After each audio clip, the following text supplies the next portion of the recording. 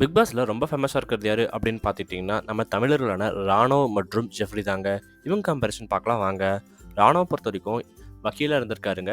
இவரோட முழு தகவல் பார்க்கலாம். விருது பொறுத்தவரைக்கும் மிஸ்டர் ஃபேஷன்ல பார்த்தீங்கன்னா, அதிக ஈடுபாடோட விருது வாங்கியிருக்காரு.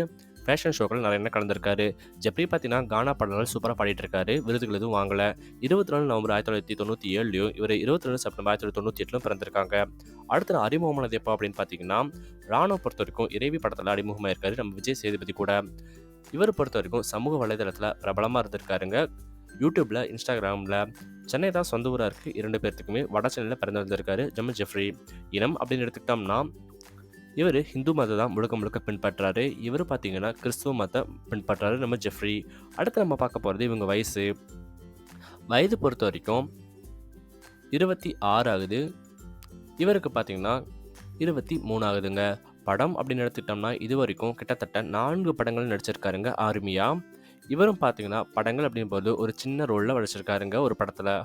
உயரம் 170 சென்டிமீட்டர் இருக்காரு. இவர் 161 உயரம் இருக்காருங்க. அடுத்து ஆவலோடு எதிர்பார்த்தது பார்க்கலாம். ஆமாங்க, என்ன படிச்சிருக்காங்க அப்படின்றதெல்லாம் பார்க்கலாம். ராணுவ பொறுத்த வரைக்கும் ஜெகதீசன் சேகர் கண்ணம்மா அப்படின்றதான் இவங்களோட பெற்றோராக இருக்காங்க. முகுந்த் மற்றும் காளி இவர்கள் பேரண்ட்ஸாக இருக்காங்க. உடன்பிறப்பு அப்படின்னு பார்க்கும்பொழுது கணேஷ் அப்படின்னு ஒரு சகோதரர் இருக்காராம். இவங்களுக்கு பார்த்தீங்கன்னாலும் சரூப் அப்படின்னு ஒரு சகோதரர் இருக்காராம். கல்வி பொறுத்த வரைக்கும் பார்த்தீங்கன்னா சட்டம் படிச்சிருக்காருங்க, வக்கீலாக படிச்சிருக்காரு நம்ம ராணவ். மெக்கானிக் படிச்சிருக்காருங்க நம்ம ஜெஃப்ரி. அடுத்த எல்லாரும் ரொம்பவே ஆவலோட எதிர்பார்த்தது பார்க்கலாம். சம்பளம் பொறுத்த வரைக்கும் ராணவ் அவர்கள் கிட்டத்தட்ட 2 லட்சம் ரூபாய் வாங்குறாருங்க. இவரும் தோராயமாக 1 லட்சம் ரூபாய் வாங்குறாருங்க. வெற்றி வாய்ப்பு அப்படின்னு பார்த்தீங்கன்னா அதிக ரசிகர்கள் வச்சிருக்காங்க சொல்லணும். 2 பேருமே 50% இவருக்கும் பார்த்தீங்கன்னா ரசிகர்கள் இருக்காங்க. வெற்றி டைட்டில் வின்னராக இருக்குது. இவருக்கு 15% இருக்காங்க. சொத்து மதிப்பு அப்படின்னு பார்த்துட்டிங்கன்னா கிட்டத்தட்ட 2 கோடி வச்சுருக்காங்க. இவங்க தோராயமாக பார்த்தீங்கன்னா 40 லட்சம் வச்சுருக்காருங்க. பிக் பாஸ் பார்த்தீங்கன்னா யார் டைட்டில் வின் பண்ண போகிறாங்க அப்படின்றத மறக்காமல் கமெண்ட் பண்ணுங்கள்.